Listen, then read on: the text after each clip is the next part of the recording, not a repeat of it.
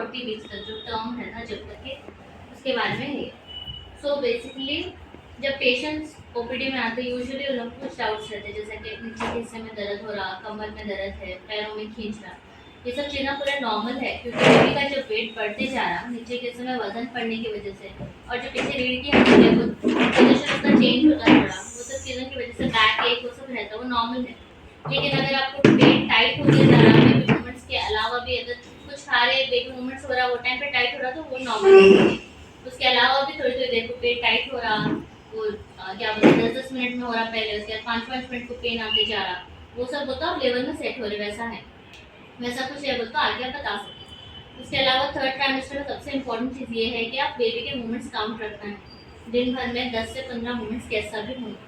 अगर कुछ दिख रहा कि बेबी के मूवमेंट्स कम फील हो रहे, वैसा कुछ है, वो तो कुछ खा के पी के जरा 1 घंटा लेट के आराम करके वो टाइम पे चेक कर सकते हैं। अगर वो टाइम पे अगर 3 से 4 मूवमेंट्स हो रहे हो तो दैट इज ओके, नॉर्मल है।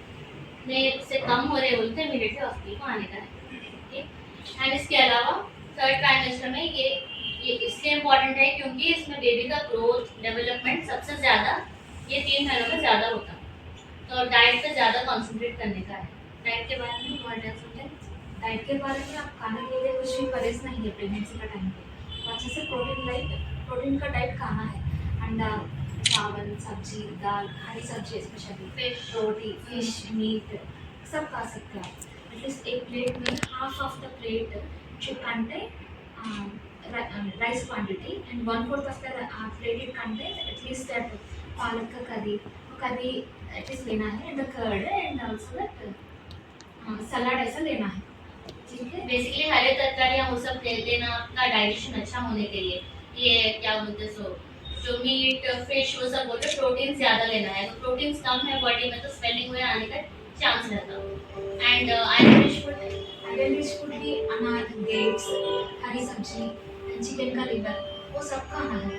ऐसा खाए तो आप अच्छे से आपका, क्योंकि अगर आप में खून कम है तो वही खून बेबी को जाता है, बेबी को भी कम वेट के पैदा होते हो या फिर उनके ऊपर उनमें एनीमिया होने का रिस्क रहता है, वो सब चीज़ें आने हैं, इसलिए डाइट इज़ वेरी इंपॉर्टेंट। उसके अलावा थर्ड ट्राइमेस्टर में टीटी का इंजेक्शन जो लेते हैं, उसके अलावा टीडैप वैक्सीन बोल के देते हैं। टीडैप वैक्सीन लेने से उसको 3 डिजीज का प्रोटेक्शन मिलता है।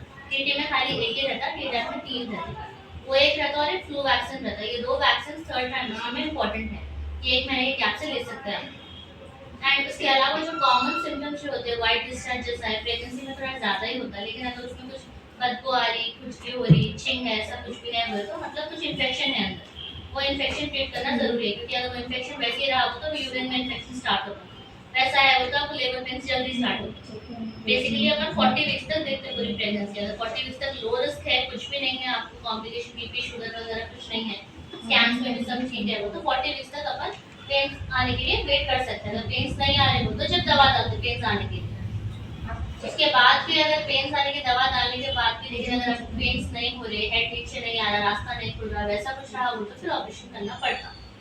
लेकिन अगर लो रिस्क प्रेगनेंसी है तो 40 वीक्स तक आराम से वेट कर सकते हैं। अगर 40 वीक्स तक भी अगर आपको कुछ बीपी बढ़ के आ रहा, शुगर में सब कुछ है बोले तो जब हम लोग थोड़ा अर्ली डिलीवरी प्लान करते 37-38 वीक्स के हिसाब से, तो एवरी मंथ 4 वीक्स को स्कैनिंग्स करके देखते जाते हैं। अगर स्कैनिंग्स में बेबी को खून जाने का, बेबी के अतराफ में पानी जो रहता है वो सब चीज़ें बराबर है वो तो वी कैन वेट। अगर उसमें कुछ कम है, अगर आपको पहले पानी छूट गया वैसा कुछ भी है स्टार्ट हो रहा, तो एपिड्यूरल एनाल्जेसिया बोल के आप लोग सुने भी होंगे, जो पीछे रीढ़ की हड्डी में इंजेक्शन देते हैं, उससे आपको पेन रिलीफ कितना ही मिलता, मतलब पेन होते रहता आपको, ऐसा नहीं है कि पेन रुक जाता बोल के, पेन रिलीफ रहता लेकिन आपको महसूस नहीं होता, और वो बिल्कुल सेफ है, बेबी के ऊपर उसका असर कुछ भी नहीं होता ना, ऐसा नहीं है कि अगर एपिड्यूरल ले रहे तो ऑपरेशन होता है, वैसा भी कुछ नहीं है। एपिड्यूरल ले रहे तो बहुत सारे लोग ले रहे भी, थोड़ा खर्चा उसका ज़्यादा रहता, लेने पे बिल्कुल ऐसा आसानी से डिलीवरी हो जाती है, इसलिए तो ब्लेसिंग वैसा रहता। उसके बारे में भी आप लोग सोचो, घर पे डिस्कस करके रखो, क्योंकि एपिड्यूरल लेने से जो उतना पेन, जो उतना अननेसेसरी होना है वो सब पूरा बिल्कुल एकदम आराम से हो जाती डिलीवरी, वो एक चीज़ है। एंड उसके अलावा आप नॉर्मल के वास्ते कोशिश करने के लिए एक्सरसाइज कुछ कर सकते हैं। एक्सरसाइज के बारे में और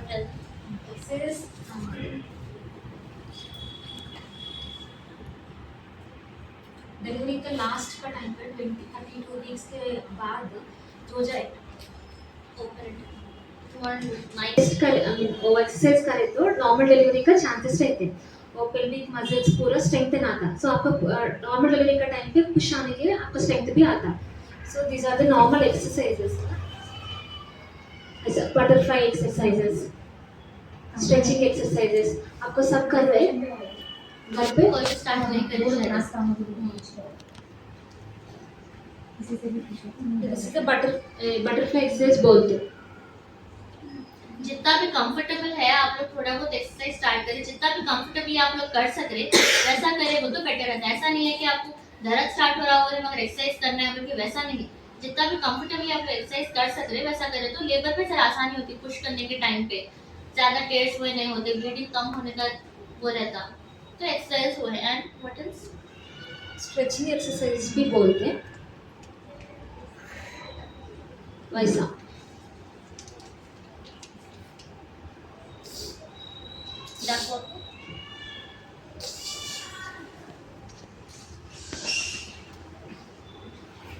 एक्सरसाइजेस ये सब कॉमन एक्सरसाइज है जो कर सकते हैं प्रेगनेंसी में।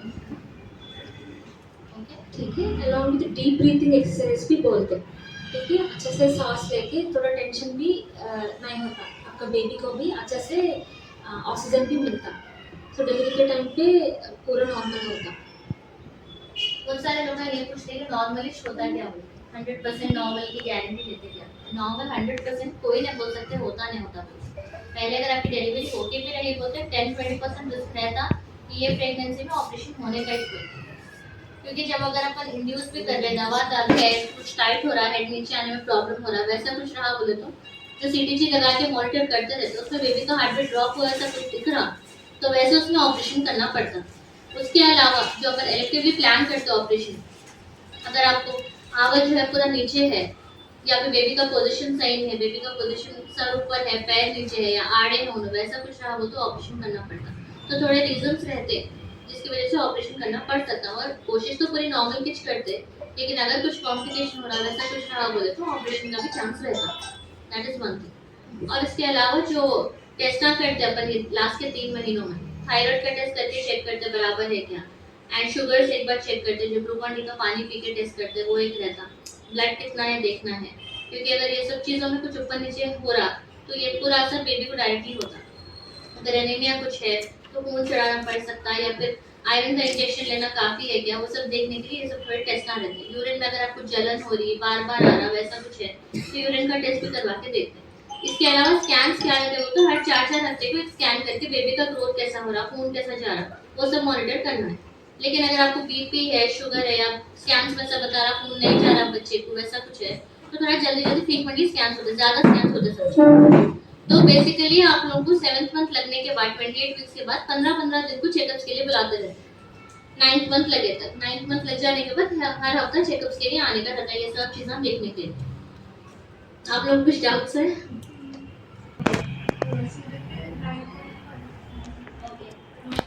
नहीं, अगर 9-10 में अगर ऐसा मेंटेन हो रहा हो तो फिर भी ठीक है। आपके आयरन स्टडीज हो रहा है लेकिन पूरा मॉनिटर करते हुए करते, हार्ट बीट का पूरा चेक करते रहते, बेबी में कुछ हो रहा है या आपको पुराना खर्चा से कुछ हो रहा है तो देखते हुए रहते हैं। अगर वैसा कुछ रहा तो इमरजेंसी में ऑपरेशन को लेना पड़ता। नहीं बोले तो फिर नॉर्मल के लिए ट्राई कर सकते हैं, सेफ ही है लेकिन थोड़ा रिस्क रहता समझिए, जैसे दूसरे लोगों को रहता वैसा नहीं। गैप अगर आप मेंटेन करके रखे और स्कैन्स में सब ठीक है, बेबी का वेट बराबर है, पानी अपना सब बराबर है, पोजीशन सही है उनका भी तो कर सकते हैं नॉर्मल के लिए। एक बैग में रहता, दोनों अलग अलग बैग्स में है बोल तो, और उनके हेड भी नीचे रहता। फर्स्ट वाले का हेड नीचे है वो तो कर सकते हैं। अगर वो दोनों एक ही चूस में है और हेड अगर नीचे नहीं है, पैर नीचे है या आड़े है वैसे है वो तो वैसे उसमें मुश्किल होता। फर्स्ट वाले सर नीचे है ना तो कर सकते हैं नॉर्मल ट्राई। आप कुछ वन से है कि पेशेंट्स आखिर वक्त में डरे नहीं और उनको अच्छे से एक्सपीरियंस हो रहा है चीज़ का, इस बात पे भी हमारे गौर करें आप लोग। इसका आप तमाम का हम लोग शुक्रिया अदा करते हैं। अस्सलाम वालेकुम।